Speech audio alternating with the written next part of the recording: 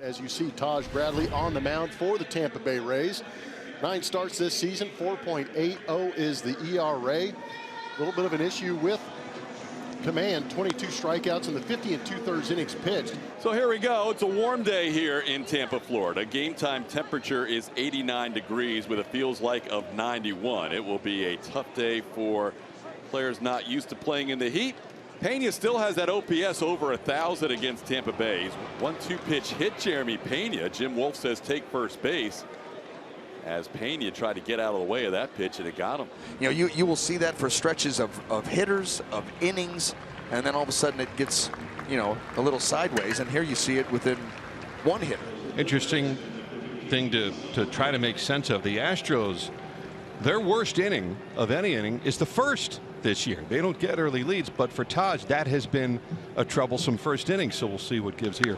High in the air, deep to left field, going back on a Chandler Simpson. He's at the wall. That's gone off the scoreboard underneath the Isaac Paredes picture on the video board. The former Ray with home runs in back-to-back games against Tampa Bay, and it's 2-0 early for Isaac and the Astros. Isaac in paradise, driving baseballs on this road trip, providing some big swings. Altuve hitting .242, .294 on base percentage, 4 homers, 14 RBIs. Breaking ball, and that missed high for ball 4. Bradley and Rorvet both kind of froze, expecting Jim Wolf to call that a strike. Maybe just above the strike zone. It was very close. Diaz back in the lineup, got the day off yesterday, hitting .224, .247 on base percentage, 5 homers. Hit hard towards second, in between hops, snared by Lowe to second one. Cabby's relay, in time double play. Brilliantly started and then turned by Lowe and Caballero, and 2 gone here in the first. Well, maybe that's just the reset that Taj Bradley needed. His defense just bailed him out. I mean, that's like a great goalie save on a high slap shot. Christian Walker, big power hitter. The Rays have held 0 for 8 in the series. That's taken, called strike 3, sharp cutter, and hopefully Bradley has found his way. For Houston's young starter, who has quickly become not only an ace of this staff, but one of the best pitchers in baseball, 26-year-old Hunter Brown takes the hill for them today. And already with a 2-0 lead, and Yandy drops the first one in there for a base hit. Well, there you go.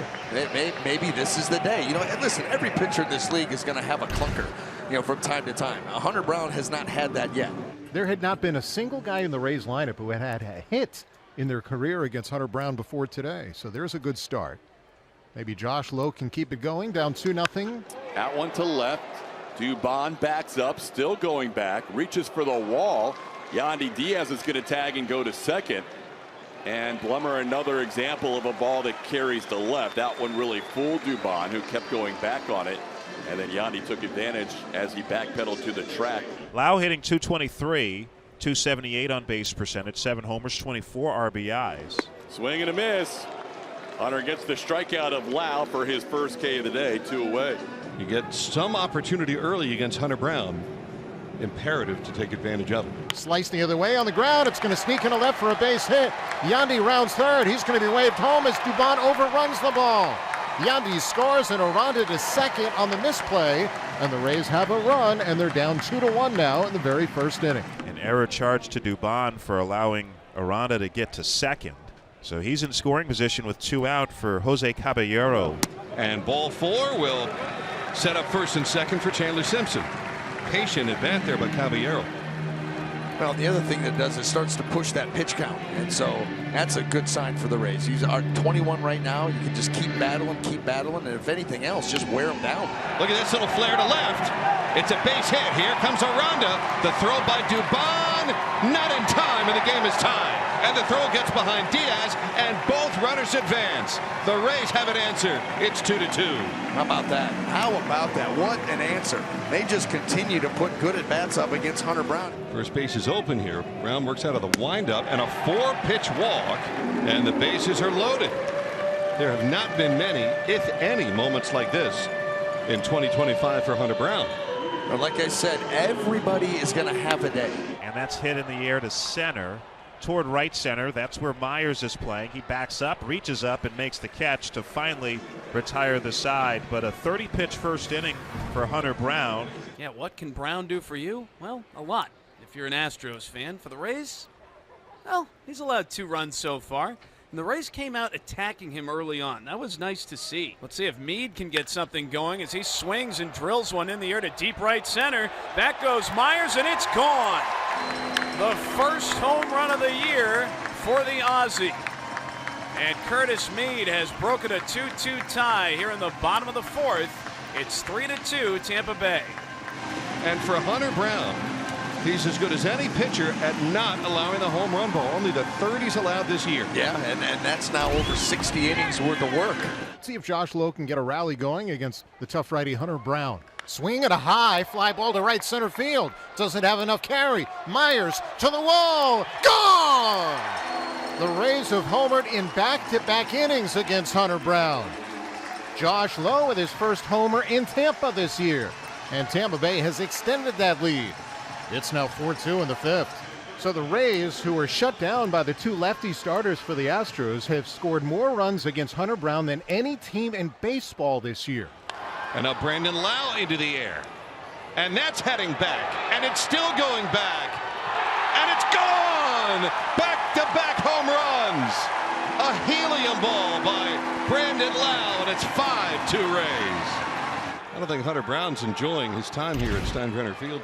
Well, when you think Hunter Brown giving up 2 home runs for the season, and he's given up 3 in the last 2 innings.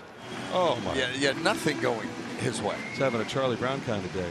There he goes again, and Hunter hasn't picked off. It's a matter of running him down now. Hunter's going to flip it. The Astros have to convert here in the rundown, and Pena tags him for the final out of the inning. So good job cutting down the running game there on an inside move by Hunter Brown to end the 5th. But back-to-back home runs have made it a 5-2 Rays lead. Since giving up the 2-run home run to Paredes, has settled down, has only allowed 2 hits since then, since that first inning. Wow. 97 on the black for the out. Boy, straight downhill, too. You think about that, probably the best fastball that Taj has thrown here this afternoon. Watch him just coming downhill. Here is Jose Altuve. Nice play by Curtis Meade right at the bag. And another out. We're talking about the Astros in the 4th spot. They are well below the major league average. Grounded sharply left side, diving and out of the reach of Caballero, trickles in the left.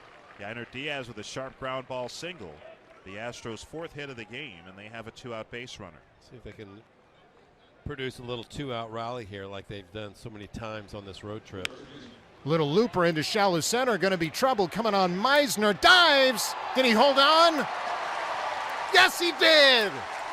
What a terrific catch by Meisner, rolling over in shallow right center to make the grab and end the inning. I think if the Astros were to lose this series with the way yesterday's game went and with the way today's game has gone so far, it would go down certainly as a missed opportunity. And Dubon slugs it out to right center. Back on it is Meisner on the warning track, leaps at the wall, and it's gone! The Astros benefit from the jet stream out to right center as Mauricio Dubon goes deep, and it's 5-3 Tampa Bay. So the Astros runs have come on home runs today. A 2-run home run by Paredes and a solo home run by Mauricio Dubon. Now Paredes skies one deep to left field. We have a 1-run game. Isak with 3 home runs in the last 2 days. Getting it done against his former team. It's now 5-4. And he left no doubt as soon as he hit that one. It was way out to left field, wind or no wind. Didn't need a jet stream for that homer. Not at all. So the Astros now down by a solitary run. Each of the first 2 games of this series decided by 1 run. Astros with a 4-3 win Monday, raised a 3-2 walk-off win yesterday. Oh, did it hit him? Wait, are they saying that's strike 3? I thought that hit Diaz's bat. Joe Espada talking with Jim Wolf. I thought that hit Diaz's bat. I think it hit the knob of his bat. And Jim Wolf is saying that it was a swing and a miss and a strikeout. How is he saying that? Yeah, the question is, if it was a foul ball, then it doesn't matter. But it's ruled a hit by, it would have been a hit by pitch, but he went around on the swing. Well, and I think that Diaz is saying, look, it hit the butt end of my bat. Joe Espada is screaming into the dugout. Let's check this. And Kevin Cash is saying, wait a minute, why are you reviewing something that was ruled to have been a strikeout. Somebody's going to be really unhappy here in a few seconds. Yeah, it'll be interesting to see what they actually do as far as reviewing. And Kevin is saying you made the out He just call. got tossed. Alan Porter Kevin- just tossed him. Kevin Cash is out of the game.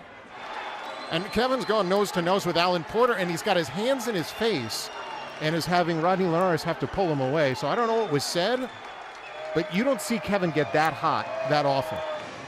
And he's not done yet. He's coming back onto the field. And Jim Wolf is coming to meet him, and Rodney's trying to protect him.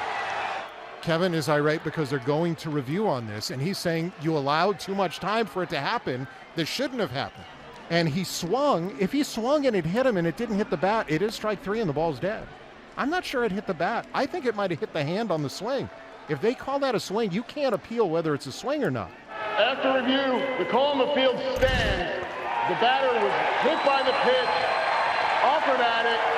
The batter is out. It ends up being what would have been a hit by pitch, and he went around with the swing, so that's a strikeout. And now Espada's going to come out. It's really nothing that he can argue about. He got what he wanted. He got the review. Well, Forrest Whitley, appearing in just his second game this year, is in trouble. 2 on, but 2 out, and here's Yandy Diaz. Now can he cap it with some insurance? Gets into it to deep center field. Wow, off the batter's eye. A massive 3-run homer for Yandy Diaz, and the Rays blow it open. It is 8-4 in the 8th. That's a tape measure homer for Yandy Diaz. And the final hope will be pinch hitter Victor Caratini, who will bat left-handed. But first, Ben Rortfed wants to go out and signal a thing or two and talk to Pete Fairbanks about how they want to attack Caratini, who is batting for Brendan Rodgers. But this should end the day. Caballero, and the Rays win the series against the Astros. Final score here in Tampa. Rays win today over Houston by a score of 8-4.